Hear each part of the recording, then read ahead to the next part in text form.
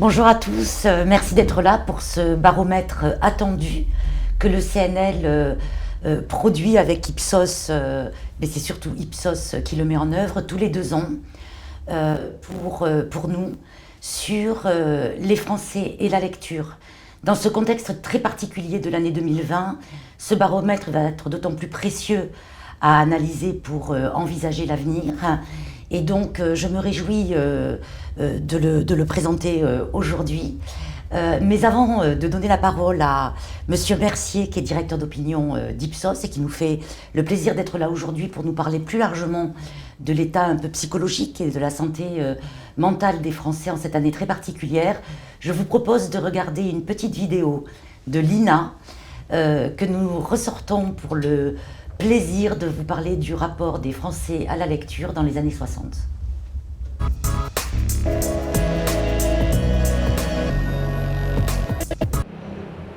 Vous voulez Jules et Jim, c'est ça? Oui, Pourquoi Jules et à Jim? cause du film. Vous avez vu le film? Oui, Vous et avez le beaucoup film aimé? m'a emballé. Oui, alors je Vous voudrais lisez voir. beaucoup? Oui, énormément. Qu'est-ce que vous lisez? Oh, tout. Les Tout? modernes, les classiques, les anciens. Quels sont vos auteurs préférés?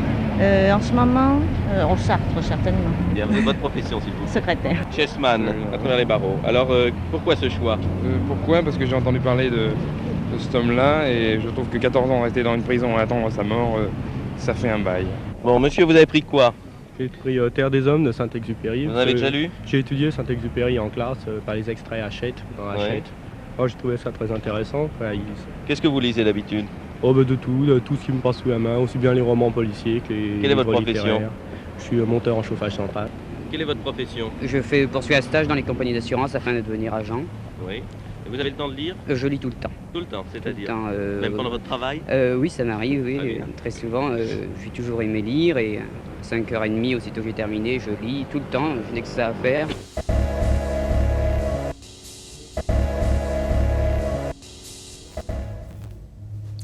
À vous, Monsieur Mercier, de nous donner un état de la France. Alors, merci beaucoup de m'accueillir pour ça. J'ai que quelques minutes et le CNL nous a demandé de faire cet exercice qui était en fait de présenter en quelques minutes finalement tout ce qui a changé dans la vie des Français en termes de psychologie, en termes de comportement sur cette année 2020.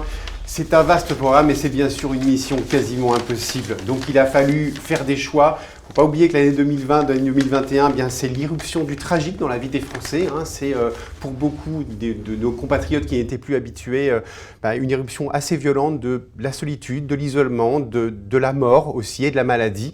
Donc c'est quelque chose qui a été très violent, qui a changé beaucoup de choses.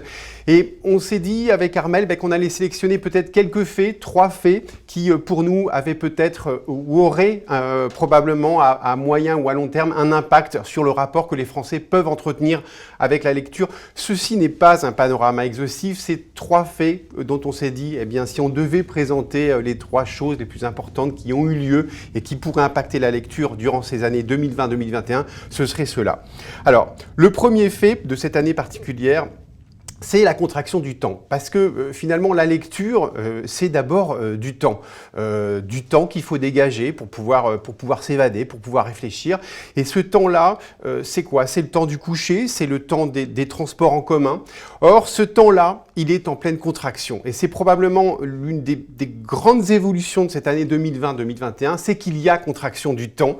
Beaucoup de gens disaient, mais tout va changer en 2020-2021, justement avec l'épidémie. Le temps des tâches ménagères sera beaucoup plus partagé et donc on aura plus de temps pour soi. Eh bien non. En fait, ce qui se passe quand on interroge aujourd'hui les salariés, c'est qu'ils nous disent tous qu'ils disposent de moins de temps qu'avant l'épidémie. 50% des salariés nous disent qu'ils passent plus de temps à effectuer les tâches domestiques. Vous le savez, c'était déjà les femmes qui le faisaient plus souvent que les hommes. Eh bien là, les femmes le font encore plus souvent. Les hommes aussi s'y sont mis, mais tout ça, c'est du temps perdu pour tout le monde. Il y a aussi tout le problème de la scolarité, du décrochage scolaire qui interpelle et qui inquiète beaucoup de parents. Eh bien, 46% des parents nous disent aujourd'hui, depuis l'épidémie, passer beaucoup plus de temps à suivre leurs enfants, à suivre leur scolarité. Et ça encore, c'est du temps qu'ils ont un petit peu moins pour eux.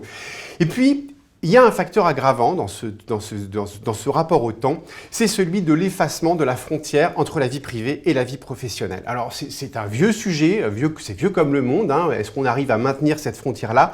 Aujourd'hui, ce dont on s'aperçoit, c'est qu'avec la pandémie, cet effacement est encore de plus en plus fort.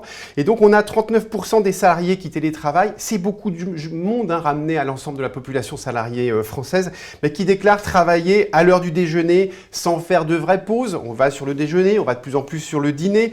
31% aussi des salariés nous disent, c'est un salarié sur 3, hein, nous disent reconnaître travailler tard le soir ou le week-end. Tous ces temps-là, ce sont des temps qui ne sont plus dévolus au loisir et qui ne sont plus dévolus à la lecture non plus. En gros, et pour résumer, on a 41% des Français qui nous disent avoir moins de temps pour eux-mêmes depuis le début de l'épidémie. C'est quand même un comble quand on sait qu'on est confiné en partie, mais c'est un fait qui est réel. Le deuxième fait marquant, alors il n'est pas particulièrement nouveau, mais moi parfois j'aime justement mettre des chiffres derrière des faits. On le sait, le digital a explosé depuis le confinement, depuis le couvre-feu. Et bien là, on a des chiffres qui quand même permettent de montrer ce qui est en train de se passer. D'abord, premier chiffre, c'est que celui qu'on avait de 2020, c'est que les Français passaient 2h18 en moyenne sur Internet en 2019, excusez-moi. Or, ce qu'on est en train de voir dans les enquêtes qu'on est en train de réaliser, c'est qu'il est probable, on le sait, que ce chiffre est en train d'exploser. On a 34% des Français, là encore, qui nous disent surfer plus avant que l'épidémie sur Internet, 26%, 1 sur 4 qui nous dit qu'ils vont plus qu'avant sur les réseaux sociaux et 28% qui regardent plus qu'avant des vidéos en ligne. Ce qu'on voit aujourd'hui, c'est qu'il y a une explosion à la fois aussi des primo-utilisateurs d'Internet, mais aussi des gens qui nous déclarent utiliser beaucoup plus fréquemment Internet depuis qu'il y a l'épidémie et pour faire tout, pour faire du shopping, pour acheter des loisirs, pour faire ses courses, mais aussi de plus en plus, on l'a vu, pour suivre la scolarité des enfants. C'est de plus en plus utilisé. Là encore, on se dit qu'il est probable que cela aura un impact. On ne peut pas mesurer quel impact cela aura, mais ça a déjà eu ou ça aura des impacts sur le rapport qu'ils ont à la lecture. Et puis le dernier fait, là encore on en a parlé, mais aujourd'hui c'est très important de le mesurer parce que la lecture, c'est d'abord aussi avoir finalement un psychisme assez équilibré, une santé mentale relativement équilibrée, justement pour pouvoir lire, pour pouvoir s'évader, pour pouvoir réfléchir, pour pouvoir analyser ce qu'on lit et ce qu'on regarde. Et on s'aperçoit finalement que ce psychisme, c'est la santé mentale des Français, elle est en train de devenir extrêmement préoccupante. Alors, on a fait une enquête, moi, que je trouve merveilleuse parce que c'était une première. On a, avec des psychiatres, tout simplement administré des questionnaires cliniques habituellement utilisés en hôpitaux pour évaluer des troubles de la santé mentale. Et on l'a administré tout simplement à un échantillon représentatif de la population française. Et ce qu'on voit est quand même extrêmement préoccupant. On a un Français sur 3 aujourd'hui qui fait l'objet d'une suspicion de troubles généralisés. Quand vous faites l'objet d'une suspicion de troubles d'anxiété généralisée, eh bien ça veut dire tout simplement qu'il faut aller consulter très rapidement et normalement la consultation s'impose pour voir ce qu'il faut faire. Et dans cette population-là, on a notamment les jeunes qui sont particulièrement touchés par les troubles de l'anxiété. On a 40% aujourd'hui des 22-24 ans qui déclarent et qui avouent, après avoir fait passer ce test, des troubles de l'anxiété généralisée. On retrouve aussi un phénomène relativement préoccupant sur tout ce qui est troubles dépressifs, avec 50% des Français, 1 sur 2, qui déclarent avoir aujourd'hui ou subir des troubles dépressifs, et surtout 21% des jeunes, là encore c'est 1 sur 5, qui seraient concernés par des symptômes dépressifs modérément sévères ou sévères. Ça encore, c'est quelque chose dont il faut tenir compte lorsqu'on parle et lorsqu'on analyse ce qu'est aujourd'hui le rapport des Français à la lecture. On ne peut pas avoir le même rapport à la lecture qu'avant la pandémie quand on est dans un état de santé mentale comme il l'est aujourd'hui. Voilà, j'ai fait très vite, j'ai fait très rapide pour vous présenter ces 3 faits qui, pour moi, ont été les plus marquants dans le rapport que les Français peuvent avoir avec la lecture. Merci beaucoup, Monsieur Mercier. C'est très très précieux d'avoir cette contextualisation pour notre baromètre cette année, même si ce n'est pas très joyeux. Et avant de donner la parole à Armelle Vincent, qui va rentrer dans le vif du sujet de notre baromètre, je vous propose de regarder encore une petite vidéo de Lina, qui fait partie de notre série Je lis moi non plus, toujours sur le rapport à la lecture dans les années 60 des Français, avant de prendre à bras le corps le résultat du baromètre.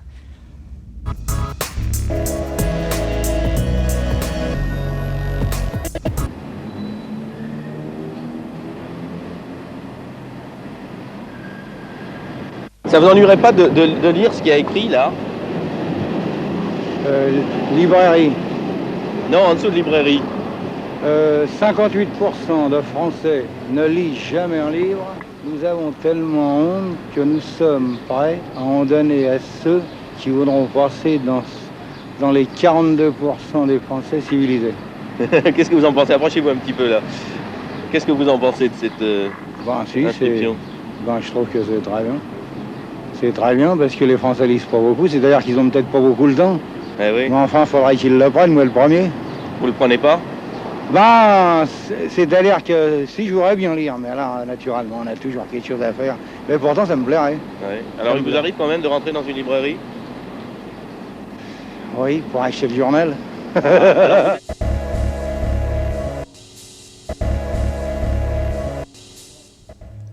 Alors, Armelle, dans ce marché qui n'a baissé que de 3% en 2020, avec un goût des Français pour les librairies qui s'est réaffirmé, pouvez-vous nous dire ce qui se cache derrière ce baromètre en termes de ressenti et en termes presque de choses plus intimes dans le rapport au livre?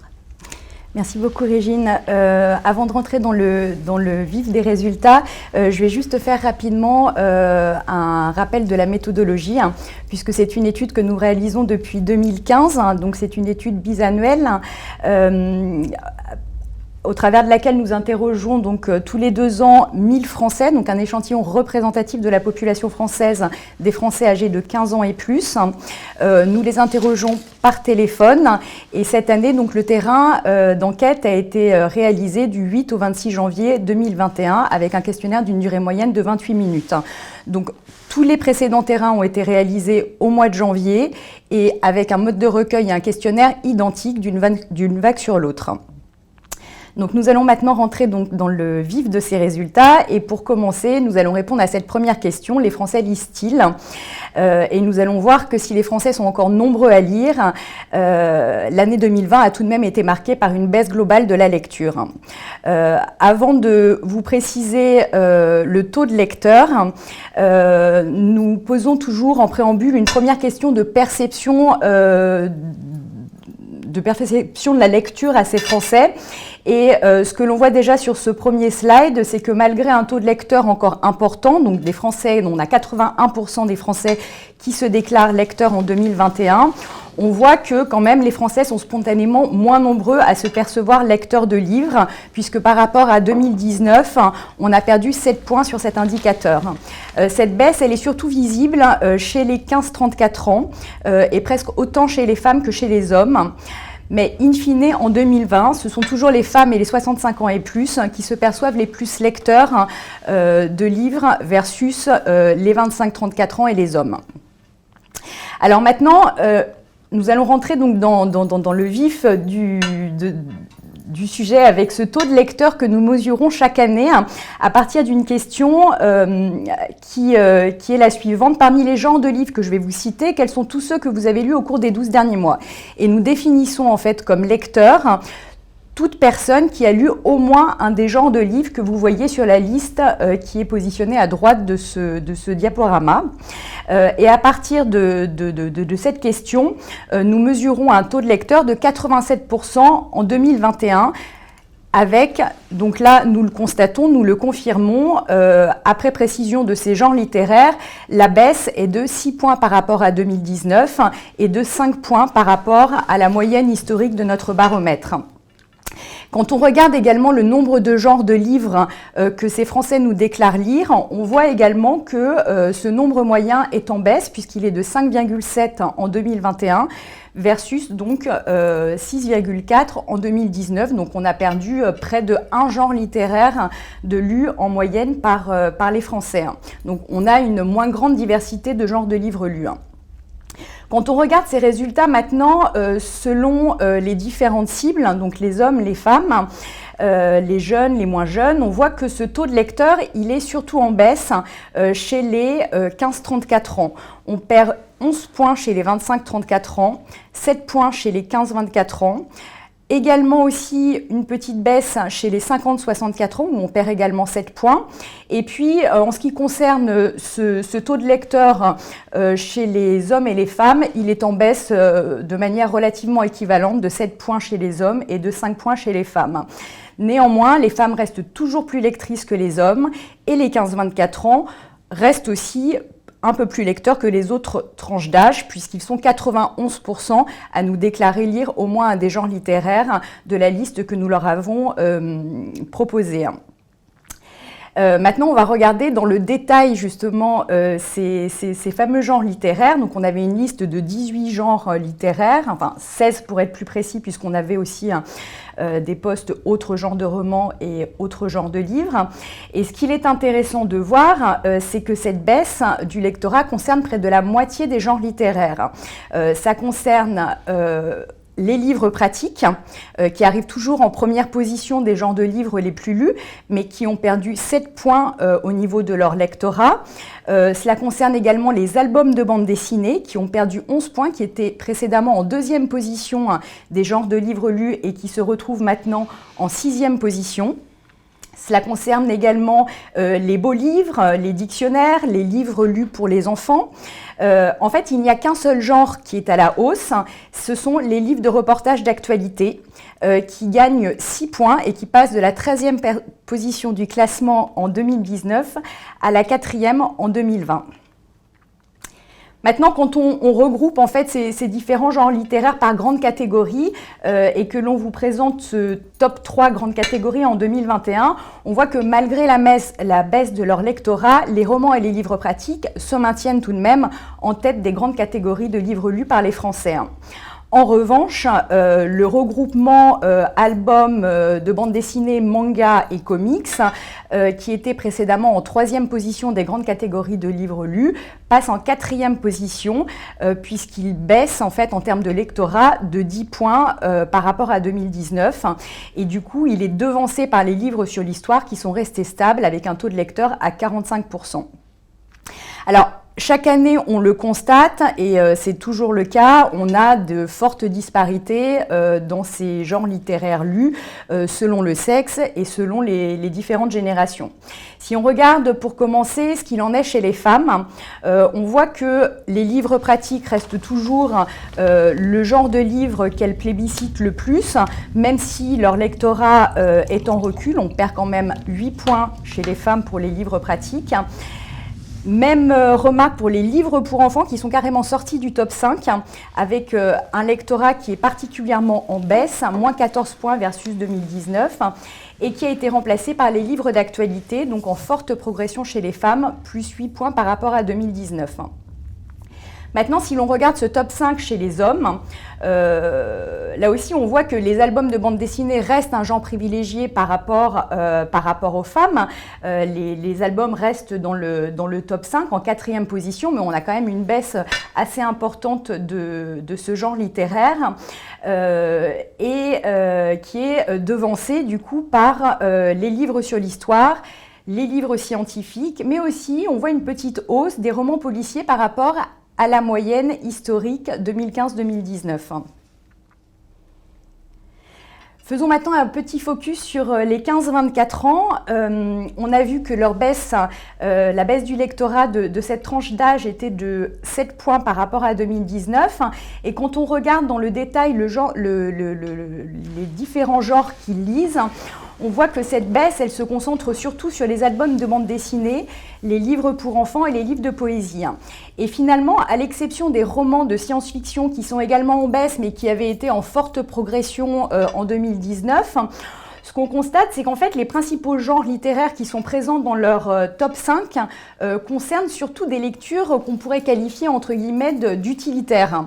On y voit donc les livres pratiques, les livres sur l'histoire, les livres de la littérature classique, donc certainement beaucoup de prescrits, des dictionnaires. Donc en fait, on est quand même assez fortement sur des lectures utilitaires. Et aussi chez les jeunes, on voit une progression notable du lectorat sur les livres de reportage d'actualité. Alors maintenant, je vais essayer d'aller un peu plus vite, mais quand même, c'est toujours intéressant de regarder ce top 5 sur les autres tranches d'âge. Si l'on doit retenir ce qu'il en est sur les 25-34 ans, on voit que même s'il recule, les livres pour enfants restent quand même le premier genre de livres lus par ce que l'on peut supposer ces jeunes parents. C'est un genre qui prédomine devant les livres pratiques et les albums de bande dessinée qui sont tous deux en baisse. Chez les 35-49 ans, bien qu'en retrait, les livres pratiques restent en première position. Les albums de BD passent de la 3e à la 5e position. Chez les 50-64 ans, les livres pratiques sont en forte baisse et sont devancés par les romans policiers. Et chez les 65 ans et plus, les livres sur histoire restent en première position. Donc ça, c'est en général un constat assez historique. Et en revanche, les beaux livres voient leur taux de lecteurs baisser auprès des 65 ans et plus au profit des reportages d'actualité. Alors maintenant, si on a une baisse de près de la moitié des genres littéraires, ce qu'il est intéressant également de regarder, c'est qu'on a posé une question pour savoir pour chaque genre, chaque genre littéraire lu, si c'était plutôt des genres qu'ils avaient l'habitude de lire en entier, en partie ou de seulement consulter. Et ce qui est intéressant, c'est de regarder en fait le bas du classement qui est essentiellement constitué de genres qui sont lus plutôt de manière fractionnée. Et en fait, on voit que cette année, en fait, ces genres qui sont quand même assez utilitaires, dans lesquels on retrouve des livres scientifiques, des livres pratiques, des dictionnaires, on a un taux de lecture en entier qui a fortement progressé par rapport à 2019. Donc on est sur quand même des lectures qui sont plus approfondies sur ces différents genres littéraires. Alors pour finir sur cette partie sur le taux de lecture des Français, on a également bien entendu demandé combien de livres ils avaient lus et dans quel format. Et voici en une page ce qu'il en a été. Donc, in fine, on a 86% des Français qui ont lu au moins un livre au cours des 12 derniers mois. On a sorti en fait de ce nombre de livres lus les lectures professionnelles et les livres lus pour enfants. On était précédemment à 92% en 2019, à 91% sur la moyenne historique, ce qui montre bien cette baisse significative du taux de lecteurs en France. Mais cette baisse, elle est essentiellement concentrée en fait sur la lecture de livres au format papier. Et ce que l'on voit notamment à partir du global lecture de livres au format papier, on a 83% des Français qui nous ont déclaré avoir lu au moins un livre au format papier, donc on a une baisse de 8 points par rapport à 2019.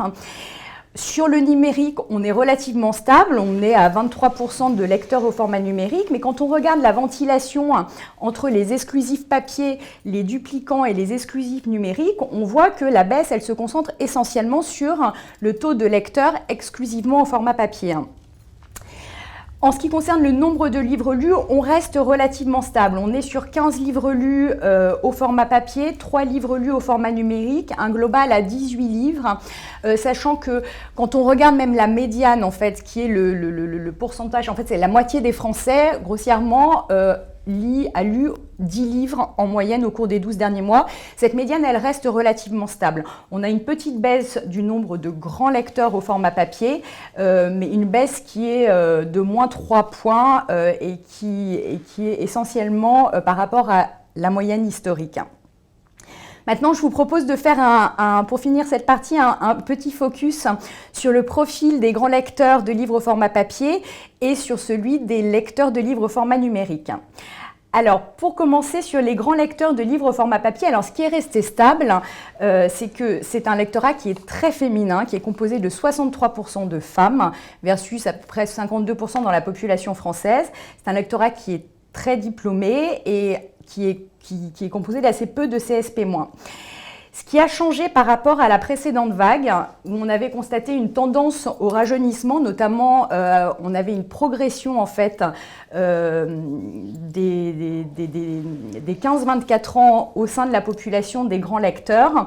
On voit qu'en fait cette proportion de 15-24 ans, en fait, elle est à nouveau un peu en retrait. Elle est repassée à 10%, soit à peu près le même niveau que ce que nous avions constaté en 2015 versus 16% en 2019. L'âge moyen des grands lecteurs est passé de 52 à 55 ans en 2 ans. On a une très forte proportion de 65 ans et plus. Elle n'a jamais été aussi élevée. On a 45% de 65 ans et plus. Et du coup, de nombreux retraités au sein des grands lecteurs de livres au format papier.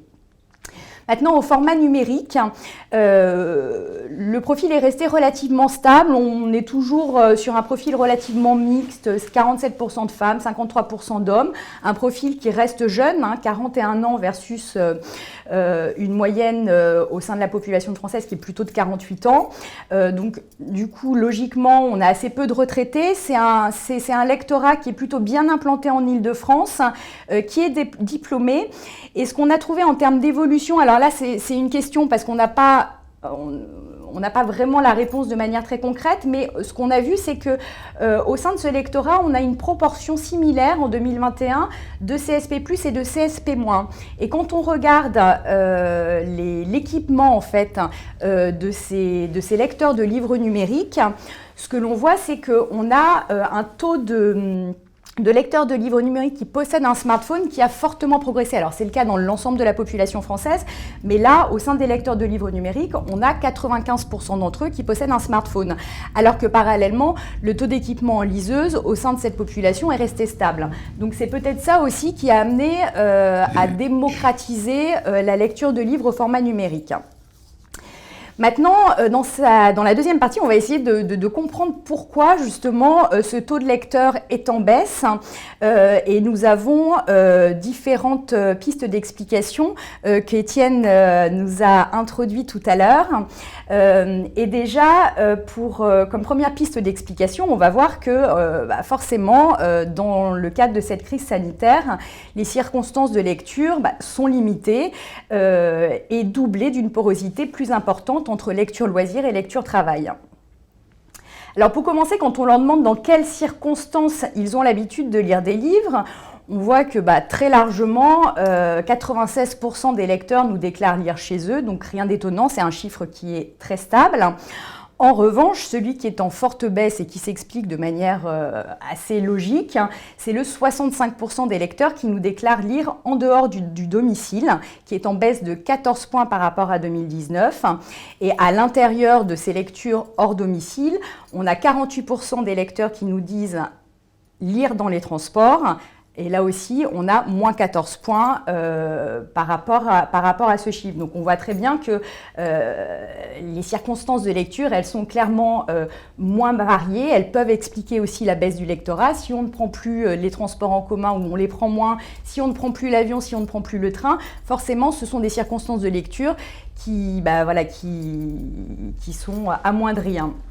Ce qui est intéressant, c'est de voir qu'en fait, sur toutes les cibles, aussi bien les hommes que les femmes, les jeunes, les moins jeunes, on a une baisse justement de ces circonstances de lecture en dehors du domicile, mais, et on l'avait déjà constaté depuis plusieurs années, les 15-24 ans, c'est vraiment la cible qui aime le plus lire en dehors du domicile. Donc on est resté stable chez eux au niveau de ce déclaratif, même si ils sont forcément beaucoup moins amenés à sortir et prendre les transports en commun comme leurs aînés. Autre élément qui rejoint ce que disait Étienne par rapport à l'intrusion du travail à la maison, en fait, à cette porosité entre justement la vie professionnelle et la vie personnelle, on voit que si la lecture est toujours très largement pratiquée pour les loisirs, la cohabitation entre loisirs et travail est désormais plus forte. Donc on a toujours 95% des lecteurs qui nous déclarent lire pour leurs loisirs, mais on a 25%, et c'est en augmentation de 5 points, des lecteurs qui nous disent lire autant pour les loisirs que pour le travail ou pour leurs études. Et ce taux est particulièrement en hausse chez les 15-24 ans, où on a un gain de 12 points. Ils sont 42% des 15-24 ans lecteurs à nous dire lire autant pour leur travail, enfin pour leurs études, que pour les loisirs. Et du coup, ça leur donne aussi, c'est ce qui peut paraître paradoxal dans un premier temps, c'est que, in fine, en fait, on a près d'un quart des lecteurs qui ont le sentiment d'avoir plus lu. Et ça, ce taux de lecteurs qui a le sentiment d'avoir plus lu, il est en progression par rapport aux autres années. Alors quand on regarde le delta plus versus moins, on reste toujours un peu en négatif. Là, on est sur un delta de 4 points entre le 30 et le 26, mais les années précédentes, on était plus autour d'un 14-15 points négatifs. Donc, on voit bien qu'il y a eu un sentiment accru d'avoir plus lu. Et quand on regarde ce qu'il en est selon les cibles, ça concerne autant les hommes que les femmes, mais ça concerne également beaucoup plus les 15-24 ans et les 65 ans et plus. Et du coup, ça a pu générer chez eux une certaine mise à distance de la lecture, puisque quand on leur demande s'ils aimeraient lire plus de livres, là, on est en baisse par rapport aux autres années. On reste quand même avec une grosse majorité des Français qui ont envie de lire plus, puisque 57% nous répondent « oui, j'ai envie de lire plus ». Mais par rapport à 2019 et même la moyenne historique, on est en baisse sur ce sentiment d'avoir envie de lire plus. Et ce sentiment, il est en baisse aussi bien chez les hommes que chez les femmes, mais aussi et surtout chez les 15-34 ans, moins 18 points chez les 15-24 ans par rapport à 2019, moins 17 points chez les 25-34 ans.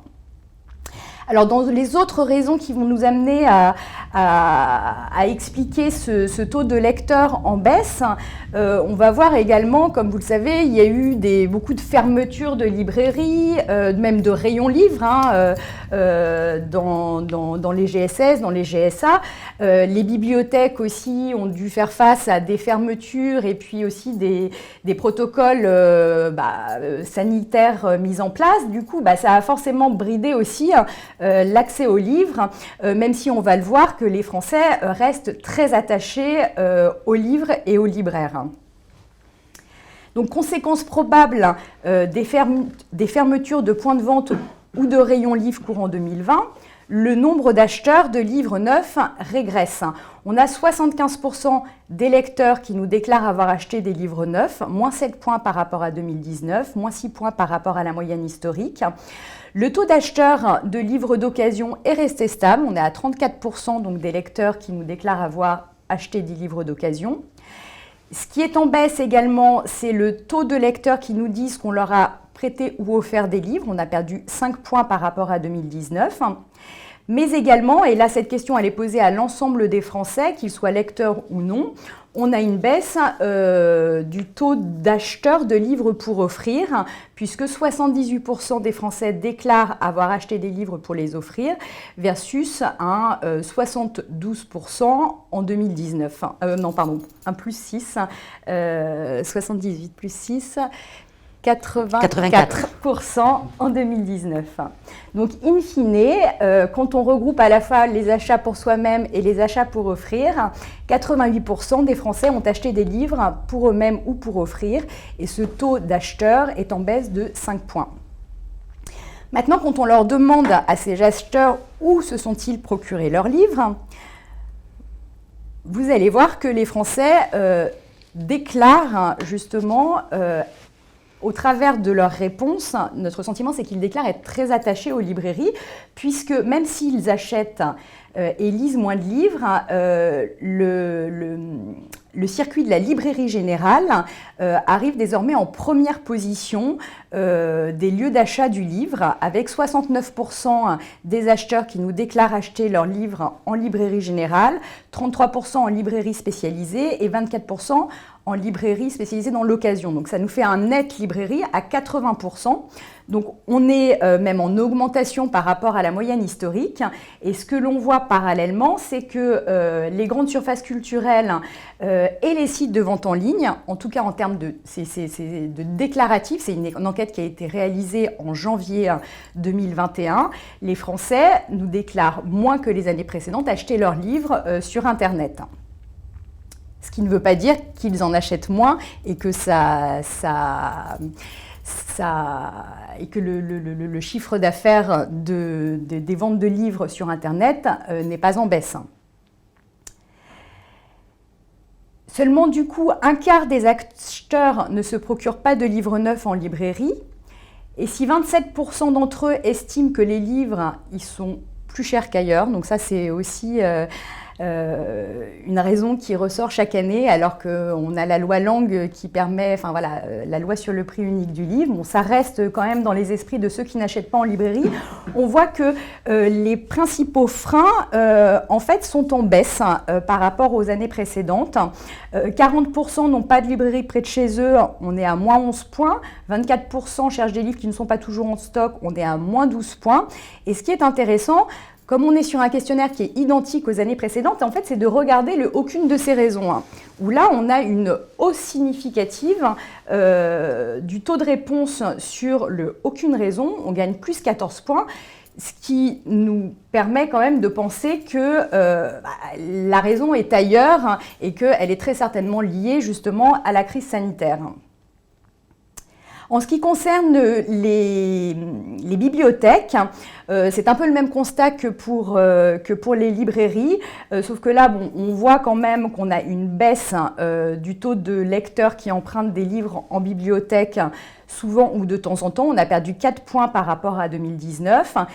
Mais quand on regarde les raisons de non-emprunt, c'est le même constat que pour la librairie. En fait, tous les freins en fait, sont en baisse, sauf justement aucune raison qui augmente de 7 points en ce qui concerne les bibliothèques.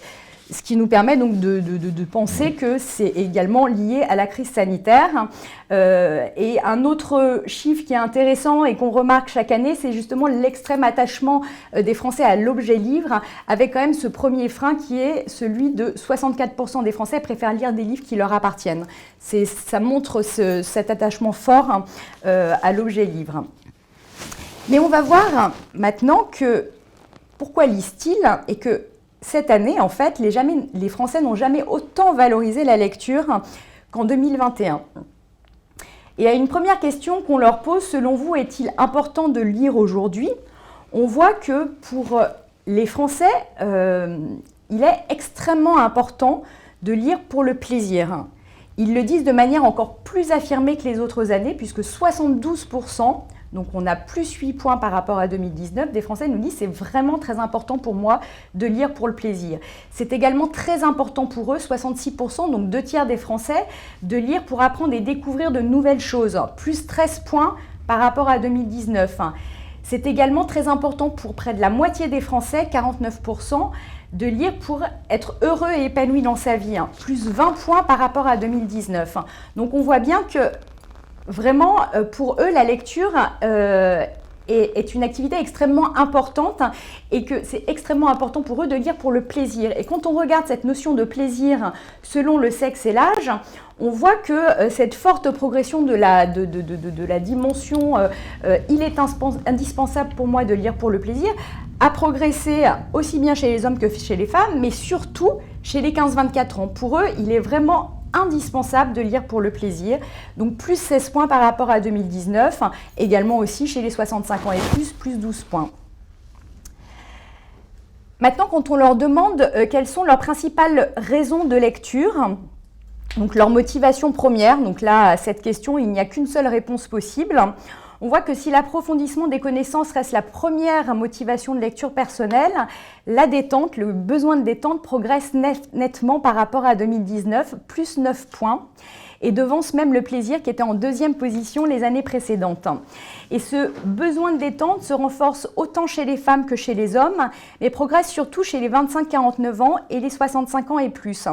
Maintenant, je vous propose de regarder dans le détail ces motivations parce qu'elles varient énormément entre les hommes, les femmes et selon les différentes générations. Et ce que l'on voit ici, c'est que l'approfondissement des connaissances, donc qui est la première motivation des Français, c'est effectivement la première motivation de lecture des hommes et des 15-34 ans, que la détente, c'est la première motivation des femmes et des 35-49 ans. C'est une motivation qui a également fortement progressé chez les 25-34 ans et les 65 ans et plus. Il n'y a que chez les 15-24 ans que la détente arrive en troisième position. Là où elle est détrônée par un grand besoin d'évasion qui fait écho à leur état d'esprit actuel et au fait qu'il n'est pas particulièrement le moral. Enfin, le plaisir reste le premier objectif de lecture des plus de 50 ans. Alors pour finir, on va voir quels sont les leviers de lecture pour l'année qui arrive. Et on va voir notamment qu'on a des Français et notamment des jeunes qui ont envie de plus de lecture, enfin de lecture plus facile, mais aussi d'échanges et de conseils sur Internet. On a vu tout à l'heure que 26% des Français, enfin des lecteurs, avaient le sentiment d'avoir plus lu. On a également 30% des lecteurs qui ont le sentiment d'avoir moins lu. Certes, ce chiffre est en baisse, mais ne reste pas non plus négligeable. Et quand on leur demande pour quelles raisons avez-vous moins lu, on voit que les trois freins habituels, on retrouve exactement le même classement. La première raison, c'est le manque de temps. La deuxième raison, ils préfèrent consacrer plus de temps à d'autres loisirs et ils lisent autre chose que des livres. Mais ce qui est intéressant de voir, c'est que c'est une question qui est posée c'est une échelle en 4. Oui, oui tout à fait, oui plutôt, non peu, non pas du tout. Et quand on regarde, ils préfèrent consacrer plus de temps à d'autres loisirs. On a une baisse sur le total oui. Mais en revanche, on a une progression positive et significative sur le oui tout à fait. Donc, quand même, la concurrence des autres loisirs est quand même déclarée de manière plus affirmée auprès de certains. Et quand on leur demande qu'est-ce qui pourrait les inciter à lire davantage de livres, là encore, on retrouve dans les 3 premiers leviers de lecture, on retrouve toujours les mêmes, avoir plus de temps, des discussions avec ses proches, voir ou entendre une personnalité que vous aimez parler de ses lectures. Mais les 2 premiers, en tout cas, avoir plus de temps et des discussions avec les proches, sont en retrait par rapport aux années précédentes. Voir ou entendre une personnalité que vous aimez parler de ses lectures, alors là, c'est pareil. Sur le sous-total d'accord, on est en retrait, mais par contre, on a quand même 22% des Français, et là, on a un gain de plus 5 points, qui nous disent clairement et de manière affirmée qu'ils aimeraient entendre des personnalités parler de leur lecture. Et ce qui est intéressant aussi, c'est de regarder les leviers qui sont en bas du classement, parce que ce sont ces leviers qui ont le plus progressé en 2020 par rapport aux années précédentes. On a notamment ce besoin de lecture plus facile, plus 4 points par rapport à 2019, des avis sur des sites internet, plus 4 points également par rapport à 2019, et des discussions sur les réseaux sociaux, plus 4 points également. Donc certes, on est sur des petits chiffres, mais c'est quand même des évolutions qui sont significatives et que je vous propose de regarder de manière un peu plus détaillée selon le sexe et l'âge. Et c'est intéressant de voir que justement ce besoin de lecture plus facile et d'avis sur les sites internet progresse surtout chez les jeunes, donc les 15-24 ans, plus 11 points pour la lecture plus facile, plus 9 points pour des avis sur les sites internet, et chez les hommes, où là on a plus 6 points pour la lecture plus facile et plus 6 points également pour des avis sur les sites internet. Et les besoins de discussion sur les réseaux sociaux progressent également essentiellement chez les 25-34 ans, les 50-64 ans, les femmes, mais s'avère toujours plus fort chez les moins de 35 ans et surtout chez les 15-24 ans, dont un quart d'entre eux, donc 24% des 15-24 ans, nous déclarent que pour eux, c'est très important justement de pouvoir suivre des discussions sur les réseaux sociaux en lien avec les lectures. Et pour finir, on leur pose toujours une question, puisqu'on les entend chaque année nous dire on manque de temps, on manque de temps, on manque de temps pour lire. Et cette dernière question, en fait, on leur dit si vous disposiez d'une journée de plus dans la semaine pour consacrer à vos loisirs, que feriez-vous en priorité parmi les activités suivantes? Alors, rien de très étonnant sur la première marche du podium, on a sortir avec des amis, donc ça c'est très certainement en écho aux restrictions liées à la crise sanitaire, c'est clairement une activité voilà, qui fait fantasmer tout le monde, on veut sortir avec ses amis, et notamment chez les 15-24 ans, 45% d'entre eux placent cette activité à la première position du podium, plus 11 points chez eux. Néanmoins, la lecture, bien qu'en baisse, reste en deuxième position de ce podium, avec 13% des Français qui nous disent qu'ils choisiraient la lecture comme activité prioritaire s'ils avaient une journée de plus dans la semaine. Voilà pour la présentation de ces résultats. Je vais vous remercier pour votre attention. Merci beaucoup. Merci beaucoup pour cette présentation très très claire. Et avant même de donner quelques éléments de conclusion, je vous propose de regarder la dernière petite vidéo de Lina qui s'appelle « Coiffeur » et qui va nous donner une petite note d'humour.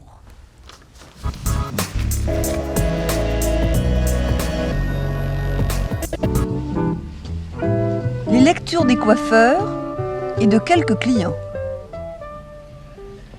Oh, moi je lis pas tellement. Non.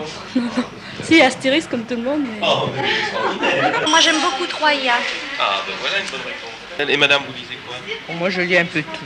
Oui, Madame Boisson, elle lit beaucoup. Oh, beaucoup Zola. Ah, vous aimez Zola? Pourquoi Zola, par exemple? Oh, la Noire. Ça, c'est moi, ouais. La joie de vivre. On n'a pas le temps de Et quand lire. vous êtes chez le coiffeur, vous ne lisez pas? Non, voyez, non, je me repose chez le coiffeur. Là, je me suis lancée dans Zola. Non, Zola, il est là, votre Zola, montrez-le moi, votre Zola. Oui, la joie de vivre. Ah. Très bien. Pourquoi vous avez choisi la joie de vivre? Ben, je crois que la joie de vivre, ça explique beaucoup de choses. Et comme j'ai beaucoup envie de vivre également, je ne sais pas si je vais trouver ce que je veux là-dedans. J'ai pas le temps de Vous lire. n'avez pas le temps de lire? Très peu. J'ai un tas de bouquins chez moi que j'ai pas le temps de lire. Vous aimez les auteurs russes? Oui, beaucoup. Leurs livres sont très tristes, mais ça me plaît. Qu'est-ce que vous aimez lire? Un peu d'aventure, un peu quand même, un peu d'action. Puis un peu d'amour quand même de temps en temps. Ah, celui que je préfère, ce sont les nourritures terrestres. Les nourritures terrestres? Oui. Ah, mais ça, c'est un C'est livre. presque mon livre de chevet. Ah, tiens. Vous buvez à toutes les sources de la vie, comme le conseil Gilles. Oui. Monsieur lit le journal, on va pas le déranger. Vous aimez la lecture, monsieur? Oui, beaucoup. En dehors du journal? La Pléiade. Ah, quel est votre auteur préféré dans le Pléiade? Beaucoup, enfin presque tous. Les classiques, alors? Oui, oui, oui. Merci.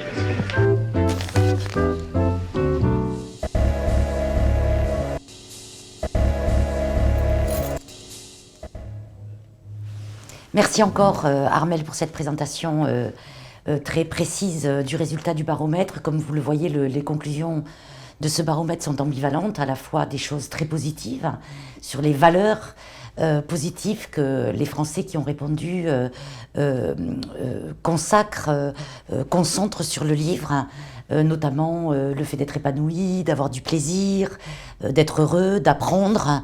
On voit notamment que sur la montée en puissance du désir de lire des ouvrages de reportage et d'actualité, il y a probablement ce désir de comprendre le monde.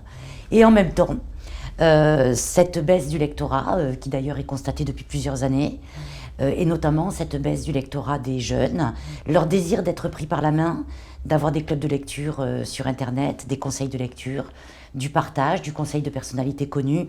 Et bien sûr, tout cela nous donne très envie au CNL, plus qu'envie. En tous les cas, cela nous permet surtout de définir une véritable stratégie numérique que nous pensons en ce moment et dont bien évidemment la place du livre sur les réseaux sociaux sera un des axes de réflexion prioritaires. Maintenant, je sais qu'une petite animation a été faite avec les chiffres clés de l'enquête menée par Ipsos, et donc je vous propose, avant de passer aux questions-réponses, que vous puissiez avoir accès à cette animation sur les points clés.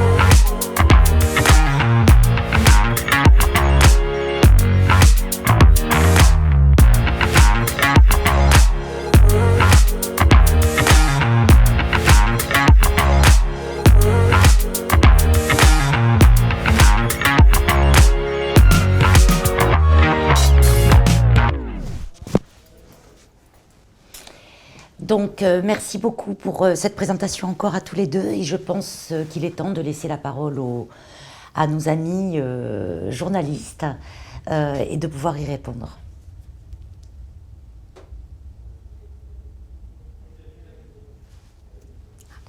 Alors, la première question est pour vous, Armelle. Parmi les Français que vous interrogez, est-ce qu'il y a aussi des Français de l'étranger ? Non, c'est un mode de recueil par téléphone, donc c'est vraiment de la France métropolitaine et sachant que de toute façon les Français de l'étranger représentent un pourcentage très petit au sein de l'ensemble de la population française, mais non.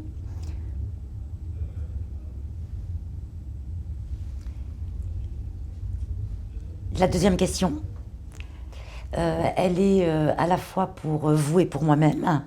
Est-ce que la crise a contracté le budget consacré aux livres et impacté la lecture ?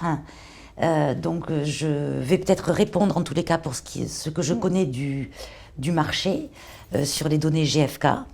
C'est qu'effectivement la baisse du lectorat a été constatée aussi. Donc elle n'est pas que du ressenti. Il y a eu une baisse du nombre de lecteurs cette année, en 2020, et du nombre d'acheteurs de livres.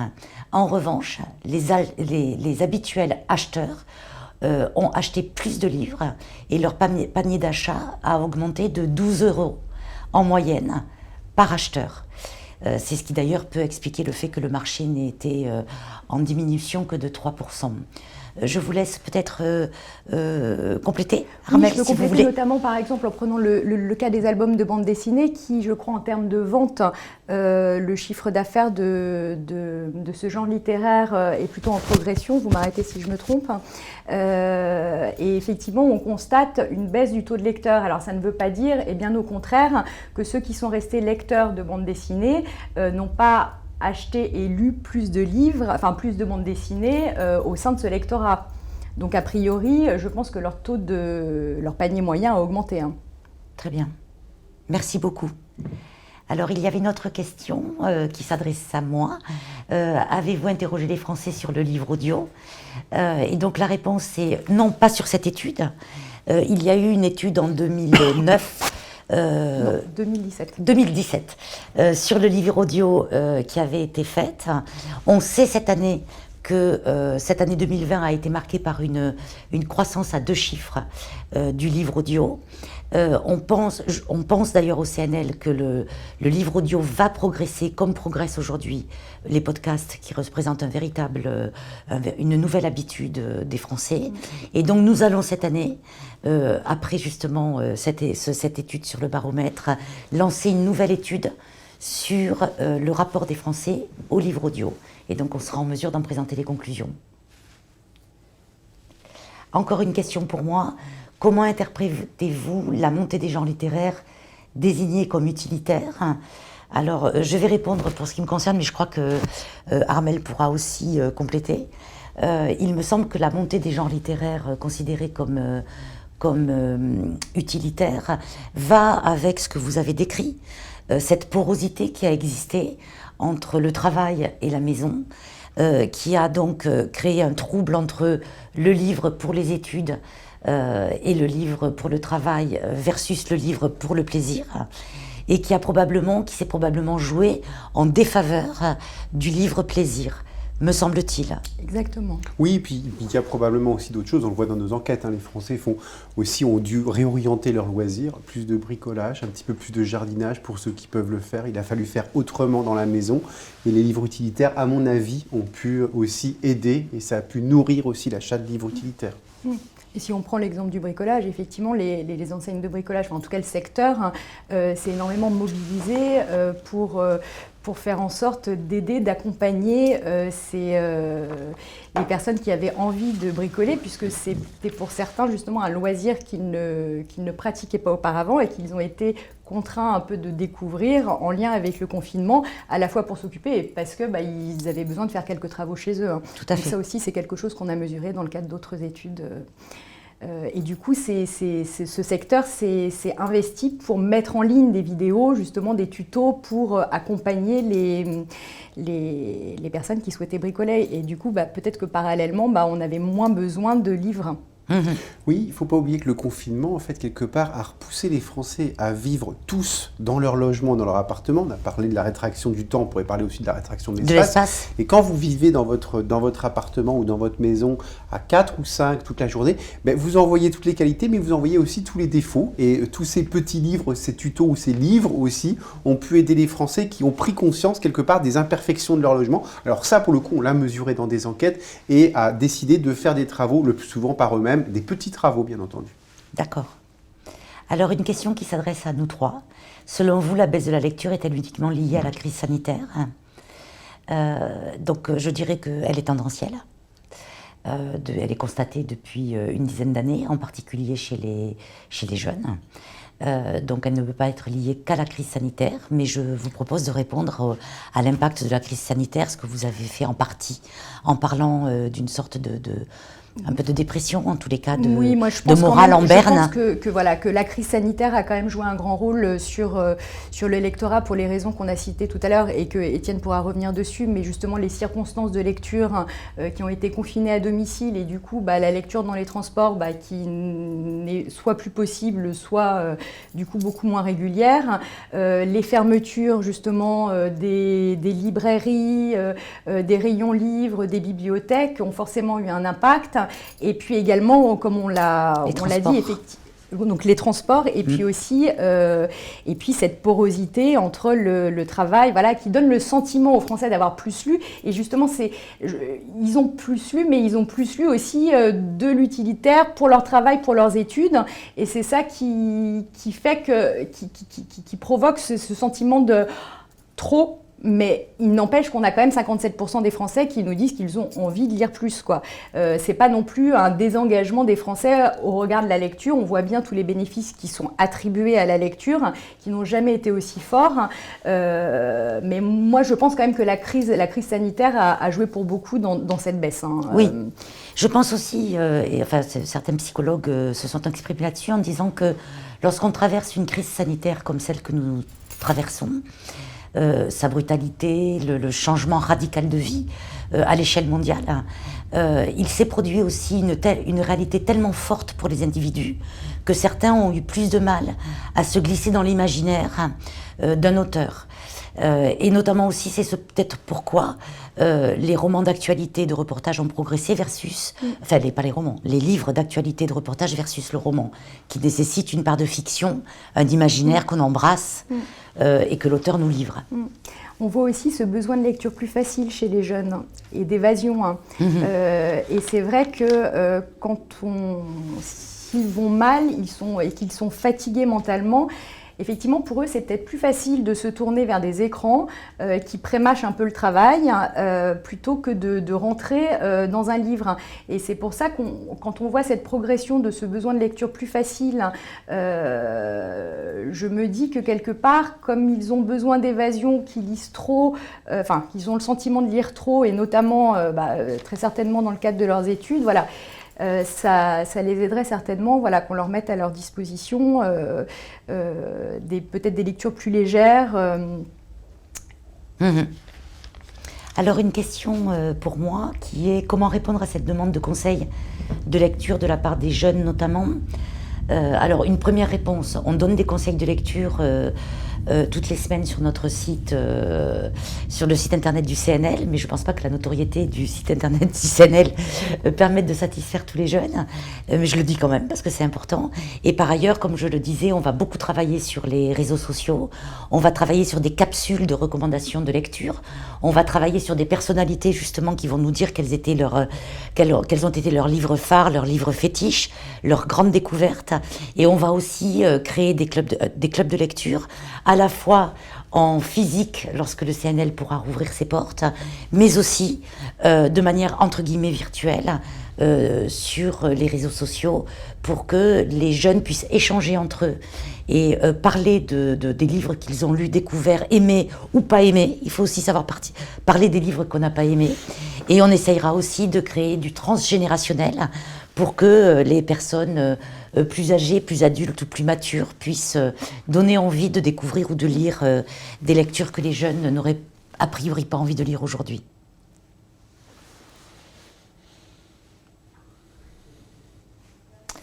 Alors, dernière question, et c'est encore pour moi, je suis désolée. Comment aller chercher les Français qui s'éloignent de la lecture ou n'y viennent tout simplement pas?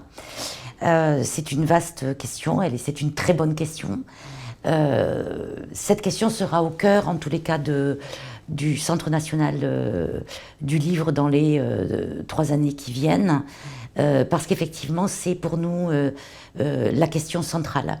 Il y a plein de questions qui sont prioritaires, bien évidemment la question de la précarisation des auteurs, la question de la fragilité après la crise du Covid de certaines maisons d'édition, les petites maisons d'édition fragiles et indépendantes qui prennent des risques.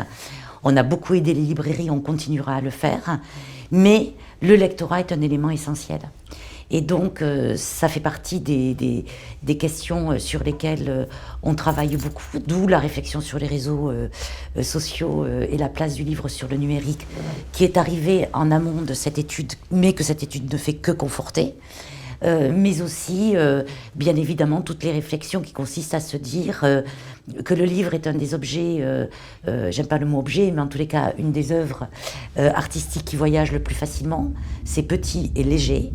On peut glisser les livres partout. Et notre idée, c'est d'avoir une politique qui réfléchisse à la place du livre, évidemment, mais dans les interstices, dans tous les moments de la vie des êtres humains où ils peuvent être amenés à lire et ils n'y pensent pas.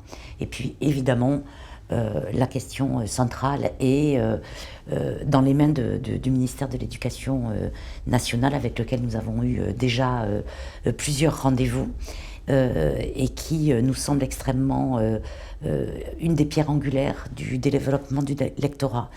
Pour ce qui est du Centre national du livre, on va, comme vous le savez, lancer la 5e édition de Partir en livre du 30 juin au 24 juillet, qui est un festival qui se consacre à la littérature pour les jeunes. Là aussi, notre démarche va être de donner une beaucoup plus grande importance, plus de moyens, pas pour cette année, mais pour 22, à des manifestations qui permettent de réunir les jeunes et de s'en consacrer exclusivement à eux.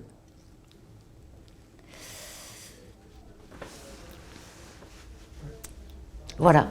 Merci beaucoup à chacun. Je ne sais pas si je dois dire au revoir. Oui, la caméra tourne encore. Donc merci en tous les cas, Armelle. Merci beaucoup, Monsieur Mercier.